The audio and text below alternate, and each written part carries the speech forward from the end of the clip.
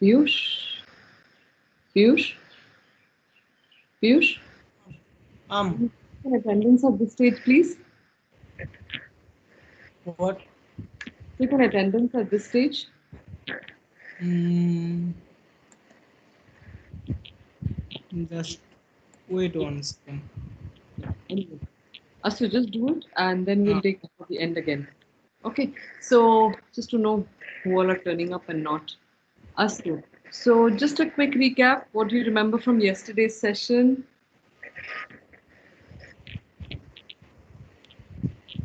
अरे Anybody? 42. हाँ, 42. attendance naya baba download kuru. इदानीमेव सत्यम् इदानीमेकम् अन्ते एकवारं पुनरपि. अस्तु अस्तु शुभम्. शुभम्। अस्तु. सो अनन्तरं मया यत् कृतमस्ति तत् त्वं किञ्चित् पश्य. पीयूष, आम् मया यत् कृतमस्ति तत् त्वं किञ्चित् पश्य. अस्तु पश्यामि। अस्तु. हाँ. Okay then, Chalatu. So look forward to hearing your thoughts. What did we do yesterday? What is your recollection? How did we start and what thereof? So you started by saying that how did we discover science? So we require a mind for that, and ancient people did a lot of discovery. So what kind of mind did they have? And we tried to guess the qualities of our mind and their mind. Then we tried an exercise of a mind room in which it created a lot of insight on how our mind stabilizes and how our mind randomizes on the basis of our breathing. Then you told about 4 philosophical groups, one by One just one Sigmund. second. Not philosophical. These are psychological schools of Psychological groups. Four schools of Psychological. psychology. Huh. Schools of psychology. That's the term. Huh. So one by Sigmund Freud, which was And each of them is presenting a certain model of the human being. So anybody, what is the model yes, of yeah? What is the model that Sigmund Freud is giving?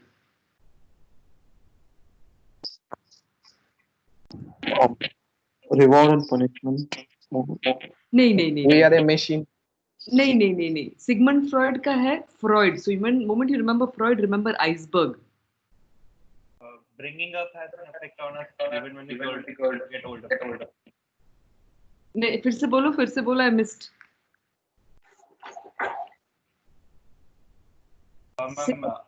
Bringing up psychoanalysis, ma'am. I two people were speaking. फिर से बोलो.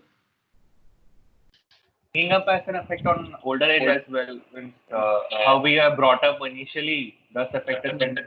Correct. So basically, when you think of Freud, a few things should come up automatically in your mind. So Freud spoke of the iceberg model of the human being, where the dominant part is the subconscious. That subconscious has certain major drivers, which are our sexual drives and our conflicting nature with the world around us. Because survival for the fittest is important. And for survival, reproduction is key, as well as the need to win over everybody else. The spirit of competition and all is nurtured in the idea of the Darwinian theory of evolution itself. So if you subscribe to that, then directly or indirectly, that will be one of the motivators, or not the motivators, but that will be one of the baseline frameworks of our lives. So Sigmund Freud is this iceberg thing. So we have a thin layer of control and higher ideas that help us govern the rest of our subconscious nature. In order to know that, we have to go into dream analysis, and we need to do things like hypnotherapy, which help us tap into our subconscious nature beyond the active mind. That's what hypnotherapy does. The challenge of this system was, why was this system of psychology challenging for the scientific community? Because, any idea? It depends on the dreams and things like that. So Correct. it's not. I mean, Not very reliable. How yeah. do you validate it? How do you replicate it, etc. So then came up the next school, which was behaviorism. Behaviorism. And what did behaviorism say? What was the model they presented? They took us like rats. We got cheese. Yeah. So that we are, yeah. classical condition. We are susceptible to conditioning. Bilkul, perfect, perfect. That we are essentially conditionable creatures. So it's like a mechanistic model a bit. You're like this machine, there is stimulus and then output. And depending on what output you want, you can determine the stimulus.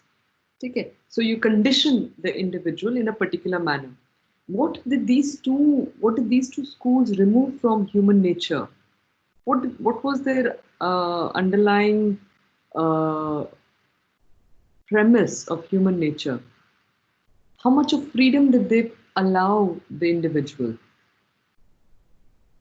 In Freud's, how much of freedom did you have as an individual when you grew up?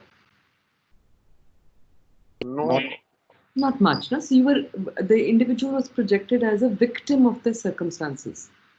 Okay. In the second one, we see that the individual is a victim of what? Of your conditioning. And yesterday we discussed it in the education system, how to what extent it has almost brainwashed us to believing that there is only this way of looking at life and doing things, whereby the secondary goals were always more important than the primary ones. So we will be forever be chasing after a piece of cheese which will never really be fully graspable. And there's only that one piece of cheese, so Maro Kato, get that piece of cheese. And what you're doing when you're doing, that's not of importance. Just keep chasing, keep chasing.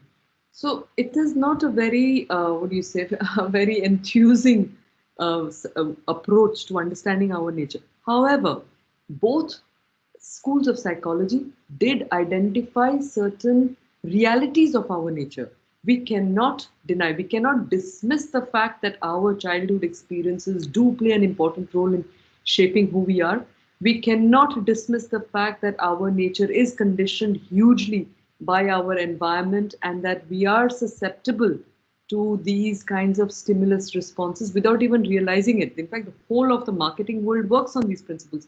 If you go into advertising, if you know any of this, and they entirely work on this stimulus. The entire gaming industry works on this principle that you give them rewards and they'll keep going at it. They'll keep going at it. The entire thing. In fact, the whole of the social media. Do you know who designs social media platforms? Do you know who has the responsibility for, or who's given the task of designing social media platforms? Any idea? I saw a documentary, ma'am. So like they are people who take a course in like persuasive psychology or something. Perfect. And they're also the same people who design your gambling programs.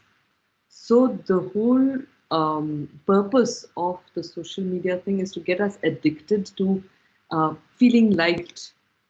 So the questions again, we are being played upon by these entire things. So there is these technologies are not they're not bad in themselves, but it is the unconscious engagement with them which can become problematic. Be it gaming, be it any of these, be it movies. The other day, I ended up looking, doing a binge watching on a serial. And it was, I don't do it at all generally. So when I did it, I was later on thinking, like, what the hell happened to the mind that got so attached to what I was watching? And then you see how how these plots, how these are made to unfold in order to grab your attention and therefore become a victim of what somebody else is wanting you to consume. So the entire consumerism industry is based on these principles of behaviorism, which says unko bait do wo for sure they will fall prey. And most of us, because we are not independent thinking beings, we invariably become a victim of these attempts, these temptations and attempts. Okay? So then the question that comes up is, are we therefore, there's one other last important idea, very, very important idea with the behaviorist school that they found. It's an idea called learned helplessness. Any idea what it could refer to?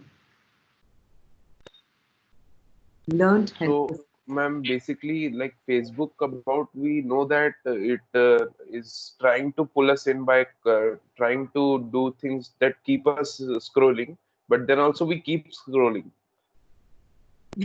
Almost, yeah, almost on those lines.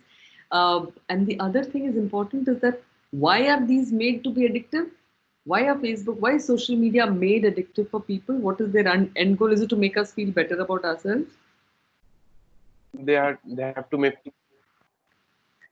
I mean, people generally like attention, right? So social media gives that in a sense. So But do you really think they're doing it for us? Do you really think that they're doing it to make you feel happy about yourself? They're using that They as a get to know more about us so they can make yeah, personalized ads. To earn yeah. money. exactly, exactly. The end goal is how can somebody down the line make more money out of more views, more all of that. Because they're constantly using this, the cheese bait for us. So just to become more conscious. It's not about, that you will stop doing it. None of us can stop doing it. I mean, we can. It's not that. But the idea is to just become more conscious human beings in our engagement with the world. Okay, so learned helplessness, the very important idea is the fact that if you put a dog in a cage and no, dog in a fenced area and the dog is hungry, it needs to go out to get the food. But the moment it tries to step out, it gets there is an electrical fence there and it gets the electric shock. It tries 3 times and then it stops trying at all. So this stopping to try at all based on a negative experience is known as learned helplessness. They did a fantastic experiment in MIT where they put a group of monkeys in a cage with a yummy set of bananas on, a yummy bunch of bananas on top and a ladder leading up to it. So the first one went to get it, got a shock, stopped. It tried again got a shock, didn't try. Then another fellow who had not got the shock went to try to get the bananas, and this fellow who had the shock pulled him back. Similarly, each different ones went and they all started pulling him back. Gradually, they started changing the monkey.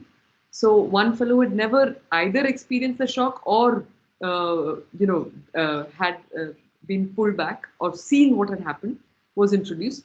And we see that over time, the whole bunch of monkeys was changed.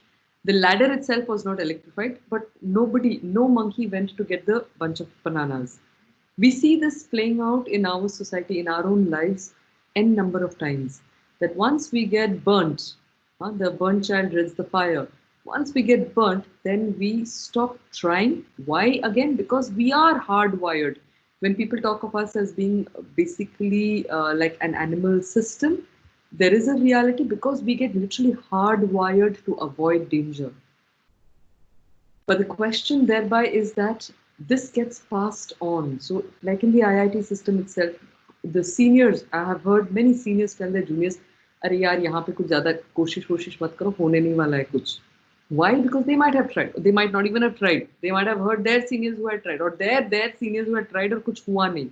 But what happens to a system where people succumb to learned helplessness?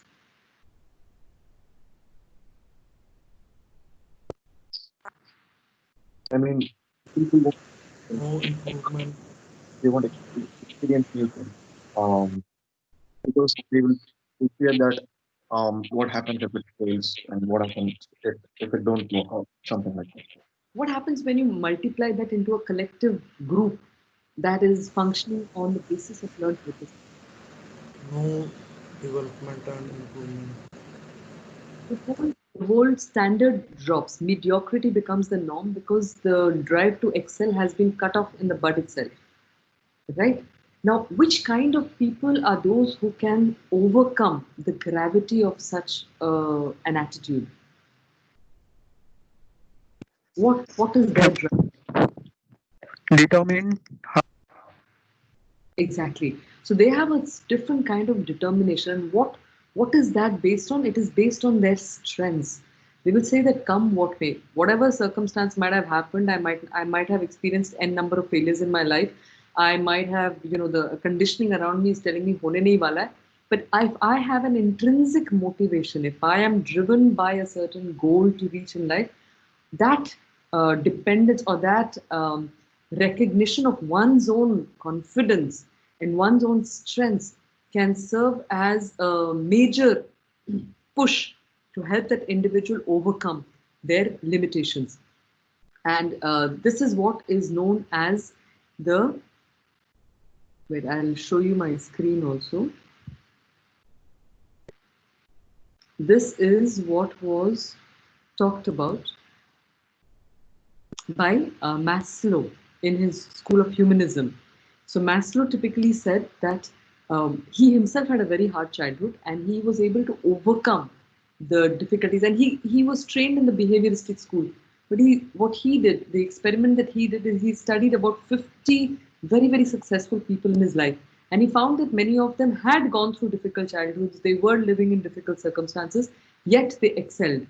And his study of these people led him to conclude that what drives an individual fundamentally is what he called the pyramids of needs. So there were different levels of those pyramids. The first one, he said, is our physiological needs. If you're hungry, you are thirsty, you have those basic needs, that is the first driver, but that's not the final one. The next driver is your need for security, which means that you need to have shelter, you need to have, a secure environment. But that also is not sufficient in itself. I mean, that is important, but that is not the final driver. The next one, he said, is when you have, okay, let me see if we can evolve it ourselves. So if you have enough, your security needs are met, your physiological needs are met, what is the next need that we have as human beings? Someone to talk to. Exactly. Social communication. Beautiful. Sense of belonging. Okay, sense of belonging is the next need. People who have also got sufficient amount of, the sense of belonging, what is the next thing that can drive them? I'd like everybody to give it a shot. So I want everybody to try answering the chat or talking. Self-esteem. Perfect. So self-esteem is the other one that pushes one. Okay, if self-esteem, even if that is met, then what is it that pushes an individual to still strive for more things? Better identity. Pride, pride maybe. Good environment.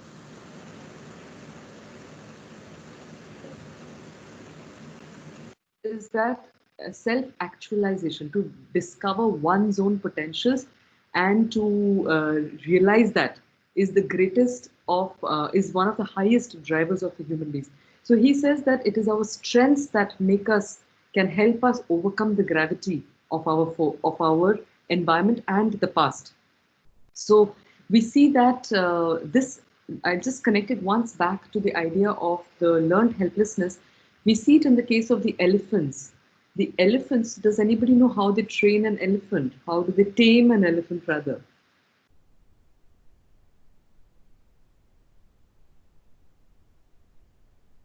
Through punishment, right? Yeah. So when the elephant is very young, it ties it to a cord, to a rope, and if that elephant tries to break free, it hurts it, and it hurts it. They have a point here which is very, very painful. The elephant gradually stops trying. To what extent? To the extent that even when it is this huge creature, they just need to put an anklet around its feet, and it believes that it is tied and it can do nothing. So very often, if we look at our lives, we see that the potential can be enormous, and the potential is enormous. How enormous it is, we are going to see through our study of Indian psychology or yoga psychology. But because there are certain structures, there are certain internal structures that have been created, conditioned into us, we are incapable of realizing that full potential and achieving our self-actualization. Okay, so these are the important ones. And then we have the last one. Martin Seligman, in fact, was one of the pioneers of learned helplessness, who then very interestingly was a very regular practitioner of something called transcendental meditation, which was propagated by Maharshi Mahesh Yogi. He then, based on this experience, personal experience of his and all, he came up with the entire school of thought, which is school of psychology, which is a dominant school of psychology today known as positive psychology. And positive psychology also develops on the humanistic psychology, saying that we are basically motivated by our positive aspects, our positive values, the positive strengths within us, which drive us to achieve whatever we do.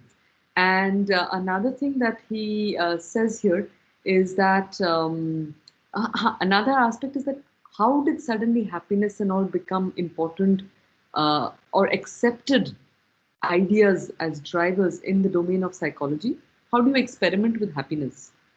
What technological advancement allowed us to rely on emotions like happiness, gratitude, compassion as important drivers? To recognize that, yes, these are important drivers.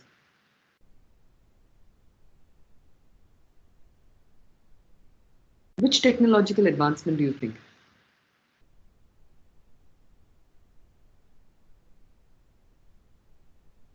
Ma'am, can you repeat the question? Actually, I don't get it. The question is that before, if somebody says, that I am happy and that's why I do what I do, people would have dismissed it as being unscientific. How do you measure happiness? For example, if somebody says I'm happy 5 on 10 and somebody says I'm happy 9 on 10, how do you know that they are, how do you compare the two of them? But in today's world, happiness has become an important area of study, as an important motivator in the school, in the domain of psychology. What has allowed the study of quality or emotions like happiness, gratitude, compassion to be recognized as valid drivers of our actions? Brain scans. Brilliant. So the whole development in neuroscience is what is allowing us to acknowledge from a scientific perspective that yes, these do play an important role in pushing an individual to achieve what they do. Okay.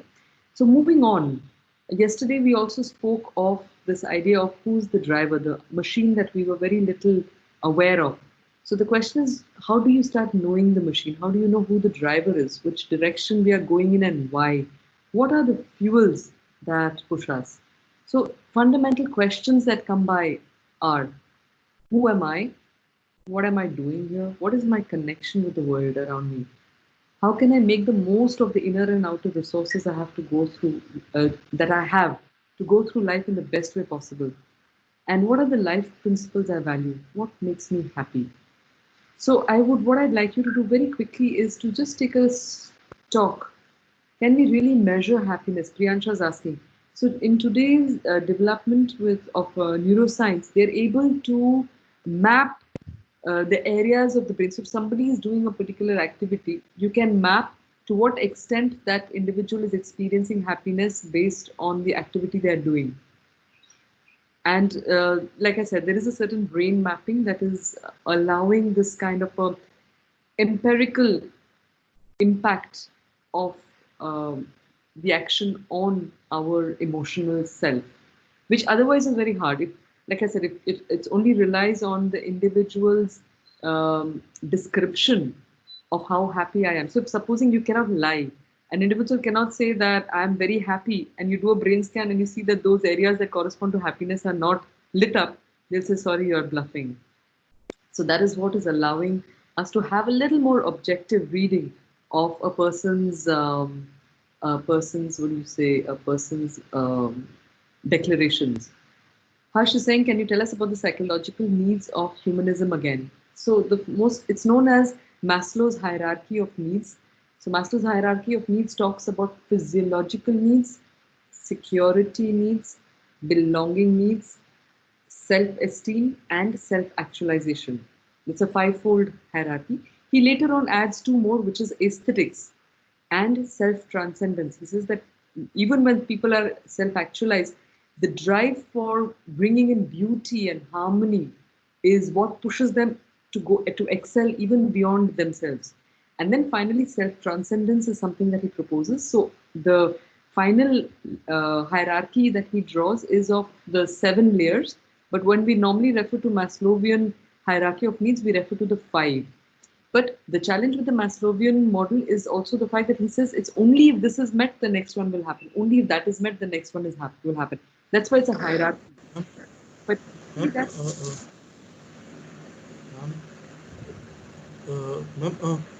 how is the treatment of a person who is not mentally well? Then what they tackle? Is it a person's subconscious mind or what?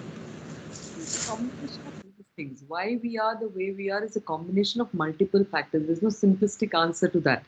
So some people can behave in a particular way because of a bad childhood experience. Some people can behave in a particular way because of their environment that is prompting them to do that. So, for example, just on campus, when people, let's say, get I would say, in a sense, misled and get into substance abuses and all. So that has nothing to do with their childhood. Right. It is just the peer pressure and one's own weaknesses that makes them susceptible to getting derailed. There are many who are able to take substances and still keep their track because they have a strong will. They're able to overcome that. but that is not the reality with the majority. And when peer pressure is applied, very typically, one doesn't take into consideration the nature of the individual one is pushing. One is just concerned about the pleasurable sensation that I would have, that the individual would have experienced. You push it on to the other person, but that person's conditioning might be very weak, or that person's conditioning might not be conducive to be able to handle that, and that leads to that individual's destruction. So one has to be extremely careful when one is enticing somebody else into ways of existence which are not beneficial, um, in a in a sustainable manner. Yes, Shreyash, you were wanting to say something. So Arijit, your answer needs a much more elaborate and a much more complex answer. And different therapies are proposing different kinds of solutions. So it has to be addressed from a case-to-case basis, on a case-to-case basis. Shreyash, you wanted to say something? Okay. All right. I'll move on. So these are important questions. So now my question to you is, if you think of your identity, who really are you? So just close your eyes a second, and I mean not a second, a minute. I'll give you a minute. If you have to just try and map your identity, who really are you? What are the factors that you take into consideration to determine your being? Because at the end of the day, that is the fundamental question. We've looked at different models, and each of those models, there is a presentation of the human being in a particular manner. So the question that comes up is that if I want to do anything meaningful with my life, I have to first be able to put my finger on who the hell is this person who's going through this journey, right? So, who really are you? So, like I said, take a minute. It's a lifetime's investigation, but in the interest of time, I'll take your first responses.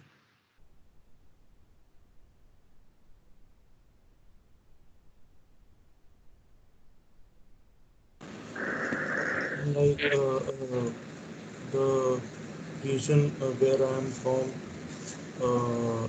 and the language which I speak, and the education that I have, and my religion. Actually, just so that I can get more people involved, I will ask each one to say one thing.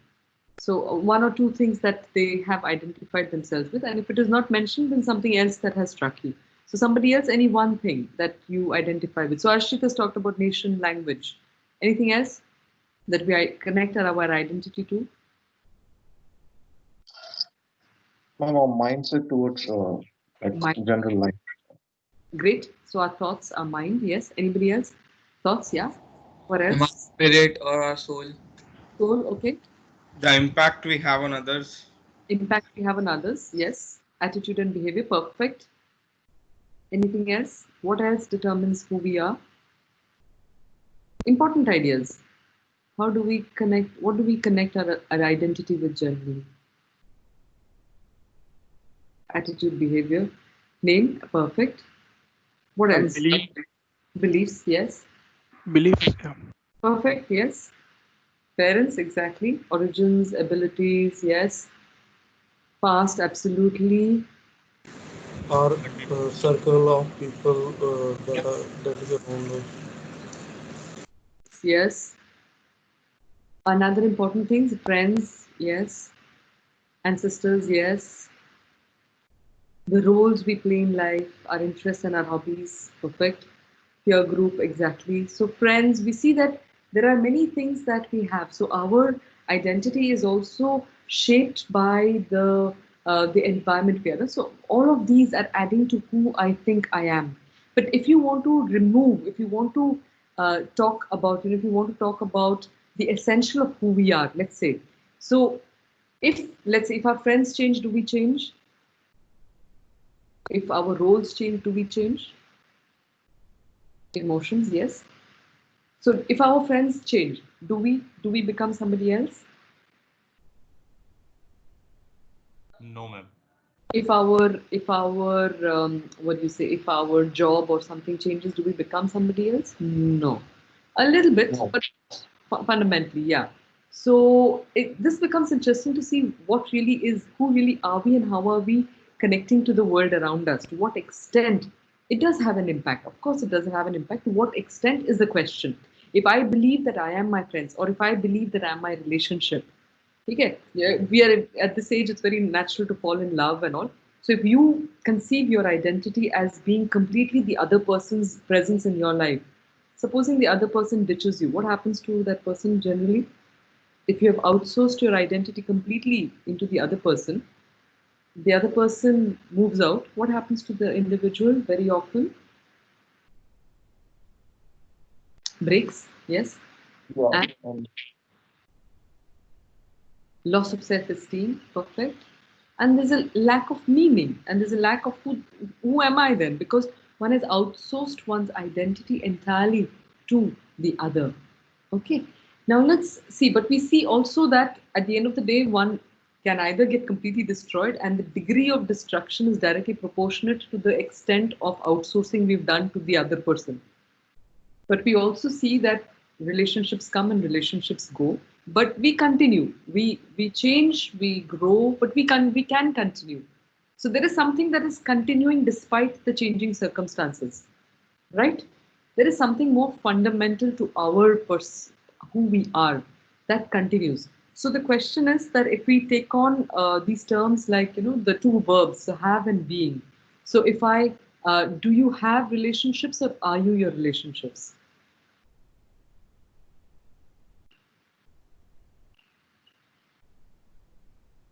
Have. Okay. Do you have roles in life or are you the roles in life?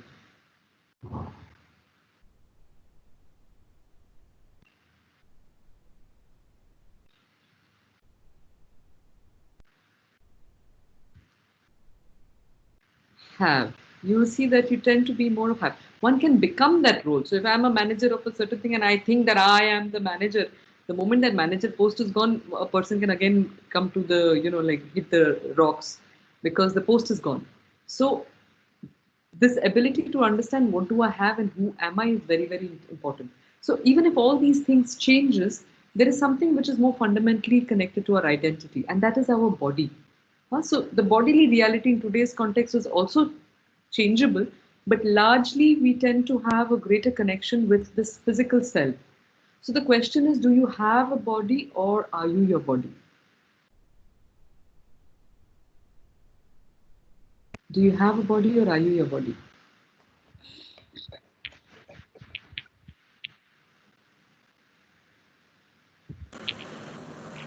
I have a body.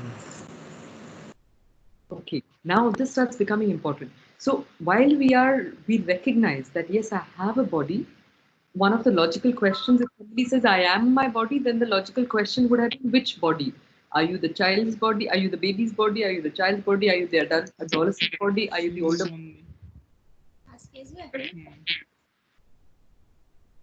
Somebody's sound is on, please put it off. So the question is, which body would you be? And the reality is also that every 7 years, every single cell of body is changed. So if I say I am my body, then it is not a very stable reality at all. But if I say I have a body, it is also true that I do become my body. So if this body is hungry, if I am hungry, I do say I am hungry. And then I will not feed somebody else, I will feed this body. So we have a body, but we can identify, we can become the body. Now, again, the degree of becoming the body is directly proportionate to how much attention one will give to that and one connects to that. So, you see, there are certain people who can't go out without having put on that particular makeup, without looking in a particular way, because they're so connected with that image of themselves. There is somebody's got their mic on. Can you please switch off your mic? There's some lady who's got the mic on. Piyush, you got your mic on. Piyush. Okay. So we see that the individual, so if we connect to the extent to which we connect to our physiological identity is directly proportionate to how much attention we give on maintaining its appearance. We are not talking, the body needs maintenance, but it needs a healthy maintenance, not an apparent maintenance. Can you tell me one thing today that, or one significant part of our lives which promotes the need to cultivate our appearances?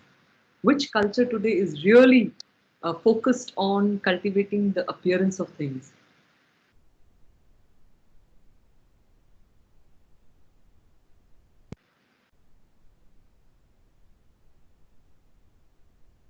Cosmetics. Cosmetics, yes. Another, even more, the where Social media. social media, perfect. So if you look at how the social media is designed, it really is designed on not on who you are, but what all you have. You have the looks, you have the life, you have everything. The whole focus is on having rather than who are you as a person. Huh? So very interesting. The whole selfie culture, everything you see, and we see how addictive it is to connect to that level of our identity. Okay. And like I say very often, it's like, what is important? Is it important how good the cup looks or how much the cup can hold? It's not, doesn't necessarily have to be an either or. You can have a good looking cup that holds a lot, but very often the focus tends to be just on how the cup looks, and the volume of the cup can be that shallow.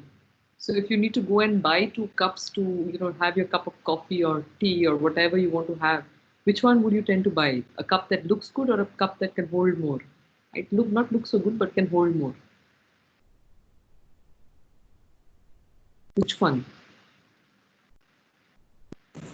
That can hold Hold. But we tend to overlook that reality when we are working on ourselves. Okay, so just one thing. So from the discussion we realized that okay, we have a body. What happens if you completely identify yourself with the body? There was a Belgian weightlifter who could pull a lot of weights, and after a certain age he was no longer able to pull the weights. When he could no longer do it, he committed suicide because his identity was what his body could do. So again, the extent of our outsourcing to what we have also is directly proportionate to our instability when that changes. All right. So the next Ma'am, question. that means we should see ourselves as something that doesn't change, right? Let me. We're coming to something on those lines. So I mean, the idea is there are consequences. You see, in any case, there is a consequence. That's one of the biggest laws of life that the Indic civilization proposes to us. That everything in life has consequences. The perception,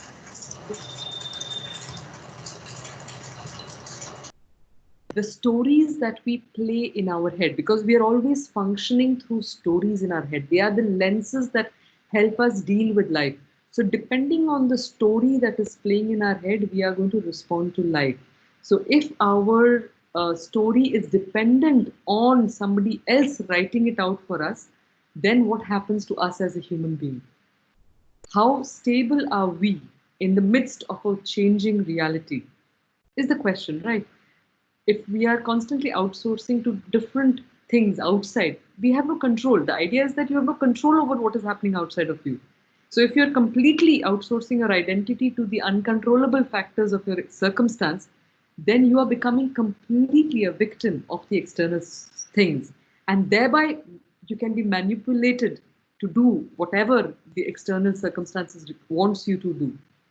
So with the behavioral school also comes the idea of being manipulated. All right, and the stability, our stability is directly proportionate to to the extent that we are outsourcing ourselves. All right. So just coming back to our identity. So on one side, yeah, we have a body, and I can identify, I can become the body, and it is important to become the body. If I want to ensure that this vehicle is well maintained to carry me through my different activities well, I need to take attention. I need to pay attention and ensure that its structures are well maintained, that it gets the nourishing fuel, etc. The second is that the next aspect of our identity are our emotions that many of you talked about. So, do we have emotions or are we our emotions?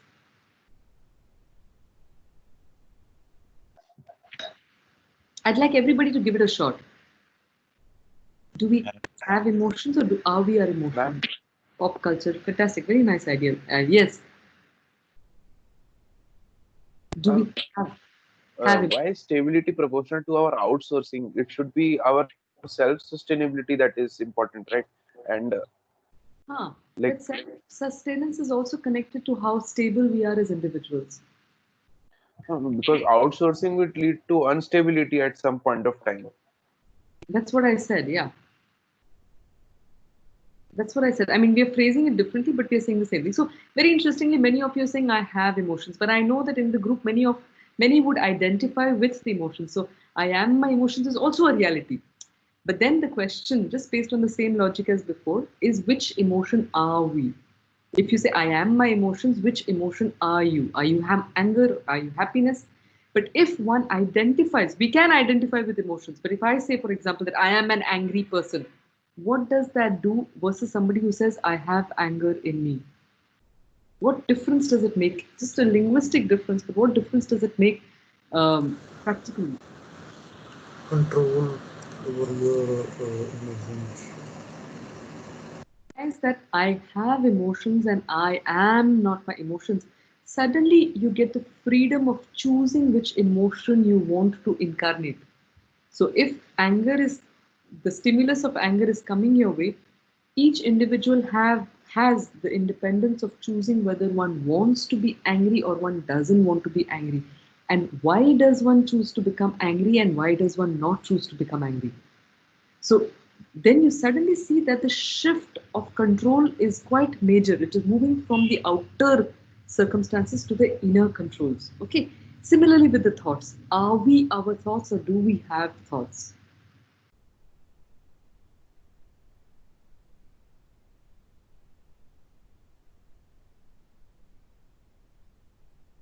We have thoughts. We are. Actually, on a previous Tuesday class, we had this whole discussion. Yeah. We've done this discussion. Yeah. Okay. So why are all of you telling me now? Anyway, so the point is that we realize that we have thoughts and all that, and therefore this idea that therefore who are we? So in the Indic tradition, they talk of. Thank you for reminding me that. So in the Indic tradition, they talk of the fact that that there is another reality within us. There is a certain possibility of a witness consciousness that can choose, that chooses in fact to become certain thoughts, to become certain emotions, to identify with a certain physical reality. But before that, we also realize that our being is determined by the quality of spaces that we inhabit. Our Ma'am, can I say something? Uh, like we see the actors in movies. So basically, they do what they are told to do. Like like they act in that way, and they have to feel and express as their role wants them to do. exactly. So, and similarly, then the question is, we are actors on this stage. So are we choosing to, whose script are we playing out is a question. Okay. As Harsh rightly pointed out, we've had this detailed discussion when we were talking of have and being in the Sanskrit class. But it is important now to start understanding that our identity is a multi-layered identity. And this identity is also another way of looking at it. It is determined by the different spaces that we incarnate. There are inner spaces and there are outer spaces. And we had talked about this when we looked at the concept of sukha. So the question is, are we maintaining the structures of our inner being? Are we looking after that? What is the quality of the inner filters that we are using to perceive the world? Are these filters that we use to look at the world, are they full of colors or are they transparent? And what are the pillars and termites of our structure? These are all questions we need to answer. And so we also see this that our perceptions and apperceptions matter. Perceptions are what we see and how we are dealing with the world. And apperceptions are what is the background content of our being. What are our biases? What are our memories? These, the unknown parts of ourselves, are coloring our lens and determining how we are perceiving the world. So, like you can see in this case, there are two people who, and both of them believe that they are saved, and that depends on the circumstances they have been living through. So, coming down to the main point here, the question is, who really are we? What is the purpose? Do we have clarity on all of this? What are our passions? What are our gifts? And what are we meant to do?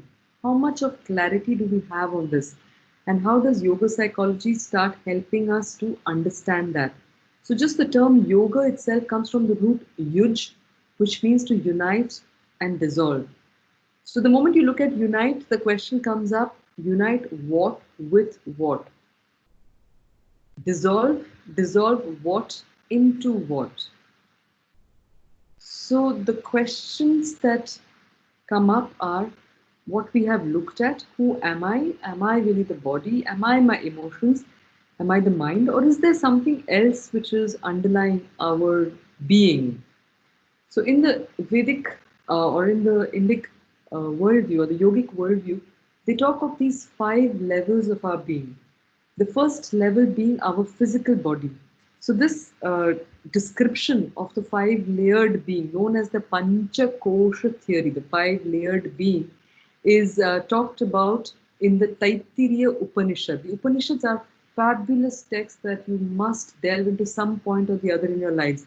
In fact, they say that the Upanishads uh, they form the subconscious psyche of the Indic people. And in some place, I had heard that if a foreigner wants to do good business in India, it will serve them well to learn the Upanishads, to be familiar with the Upanishads, because that shapes the Indic thinking in very subconscious ways.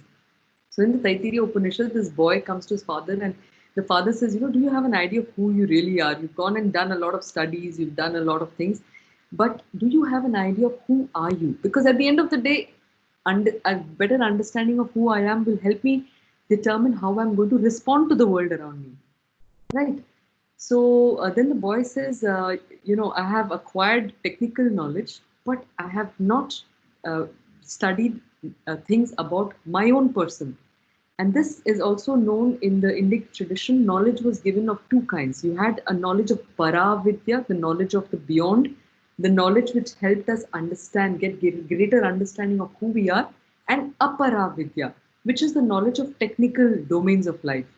We see in today's education system that it only looks at the technical domains of life. And in the technical domains, they also include the study of the Vedas, the study of all the different Shastras. Why were these included? Because they said that these are means to know who you are. They will not allow you to directly know yourself. They are still external instruments to know who you are. So this boy, he says, who am I? He says, I'm the physical body. He goes, meditates. He says, I'm the physical body, which is determined by the food it takes. Annamaya kosha. Father says, brilliant. Go back and meditate some more. Goes back and meditates, and he says that when I die, the body is there, but I am not there. So what has left the body? The prana level, the energy, the life nourishing part, life animating principle. So he comes back and says, I'm my prana kosha, pranamaya kosha. So then the father says, great, but not yet there. Then the boy goes and thinks. He says, I have this pranamaya, my body is animated, but what is it that pushes me to do things? He says, it's the mind. Here, manomaya, they have called it the emotional, but it's more of the mental body. All right. So he says, I'm the mind. The father says, brilliant, but that is also not it. Think some more. Then he goes and says that there are times when I have direct access to knowledge. Intuition seems to work. So he comes back and says, I am this intuitive being, which he's calling the wisdom body, which is known as the Vijnanamaya Kosha. So then the father says, brilliant, but that is also not final. Then he goes and thinks further and he says, what is it that makes me do whatever I do? And then he comes to the final layer of himself, which he says, I am a blissful reality. I am the Anandamaya Kosha. There's a lot of discussion that is possible on all of this, but in the interest of time, I'll just continue. But it's important to understand that the concept of the human being was this 5-fold layered individual. And this forms also the basis of the Ayurvedic system, of many. Even the scientific systems had this concept or this model of the human being when they were discussing about how the individual interacts with the world around it. So this fundamental energy consciousness that we talked about has these 3 qualities. So it is aware, and by the mere fact of being and having awareness, it is spontaneously blissful. So I will skip the exercise for now, But the idea there is, therefore, is that how do you align? Because the whole work of yoga is to align all of this. I'll take this opportunity to do a quick drawing.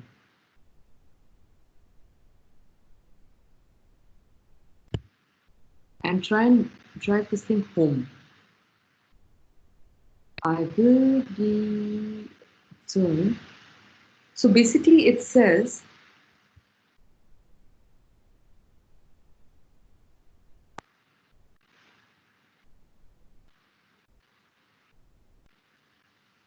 so what the in Indic tradition is saying, can you see it loading? So what the Indic tradition is saying is that essentially we are, let's say, this energy being that is there. I'm putting it in the waveform to make it clear. It has another level which is still in tune with it. Okay, and then comes the mind level. I suggest nobody else tampers with this, please. There is another level which is the mind, which is a little more dense in its frequencies. The emotions, which is a little more dense and sticky than the mind is. And we also have the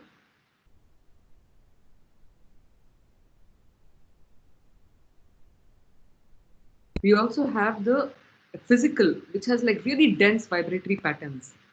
And underlying each of this, you have the same energy stuff, which is taking on these different forms.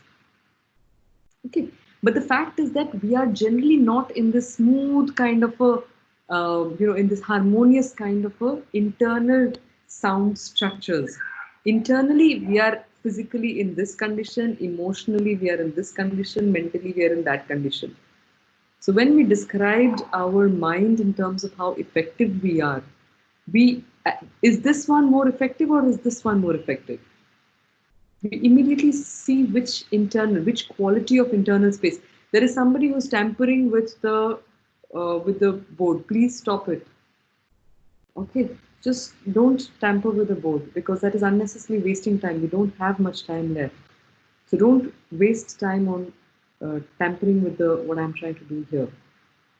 Okay, so basically the fact is that our internal system is a noisy mess often, and that makes it harder for us to be effective because of the thoughts, the emotions. There is so much that is going on in the inner atmosphere. The question is, can we try to align all of them? And that alignment comes through various kinds of techniques. Because the more we are aligning them, the more powerful we become in terms of making our structures laser-like. So when these are aligned, the output is very effective. When the inner structure is like this, then the output is very diluted. So in short, we recognize that our system is susceptible to inputs. There is a processing that takes place and there is an output that happens. So what is the goal of yoga? So if you're given the system, what would you pay attention to first and foremost? If you had to control or if you had to manage the nature of the output, what would you lay emphasis on? System properties. Before that, Specific. If your system has inputs, processing and output, what would you first pay attention to? What type of inputs? Perfect. So that is the very first definition of yoga, which says we need to watch. And what are getting the inputs? Our senses and the mind. So what the senses and the mind are giving themselves out to will determine what enters into the system. Then one has to working on the quality of the internal processing. Is our internal processing a noisy processing? Are we able to exercise an observation? So even if you want to start watching and changing the quality of processing, what do you need to do? One needs to step back, observe what are the colorings that one has got in one's lens. If we can make them from noisy to more harmonious structures, then we can ensure that the output will be of a better quality. So this, I'll go back to the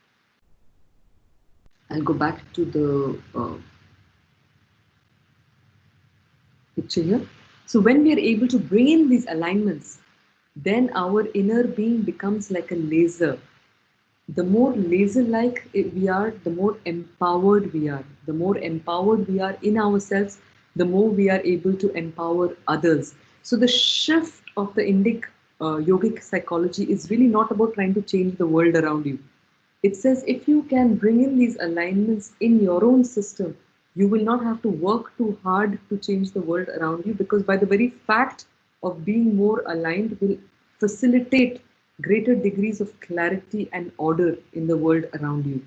And therefore, the goal of the direction of yoga psychology, as I said, it was Swarat, or the mastery of oneself, to Samrat, the mastery of others. And these were some of the definitions that we saw in summary, which are that one has to regulate the inputs of the system, and therefore yoga is tam yogam iti manyante sthiram indriya dharana. That practice is regarded as yoga by which the senses are firmly held. Once the inputs have been regulated, the processing has to be managed. So you have yoga chitta vritti nirodha. Yoga is the cessation of mental movements. What happens as a result? There is less noise, more peaceful and focused, greater clarity, more enlightened, better decision-making abilities, better breathing, more oxygenation, better health, more freedom from what I call the vasanas, past karmas, samskaras. These are all the things that determine our inner nature. There were some technical terms there. God willing, we'll get another time to discuss that. And finally, what happens to the output? That's the motto of our institute. Yogaha karmasu kaushalam. If the inputs are regulated, the as processing is perfect, then the output is automatically regulated. This is a nice questionnaire. I will share it around so you can answer yourself. What happens when one is able to control oneself? One becomes better connected with others at a fundamental level, because one understands that there is much more in common than difference. What does this lead us to? This leads us to the ultimate freedom, where everything can be taken from a man, but the last thing, and that is the last of the human freedoms, to choose one's attitude in any given set of circumstances, to choose one's way. So, closing, wisdom tips. Knowing others is wisdom, knowing yourself is enlightenment. How do we start? By focusing on details. Watch your thoughts, they become words. Watch your words, they become actions. Watch your actions, they become habits. Watch your habits, they become character. Watch your character, it becomes your destiny. And finally, if you can do that, then you will start believing in yourself. Therefore, the journey of life from a yoga psychology point of view is the journey from the smaller self of who we think we are to the larger self of who we can really be in life. So thank you. Happy individual and collective journeys. The last part was a bit of a rush, but I think it's there's a lot to learn in that. I will share this PPT with all of you, of course.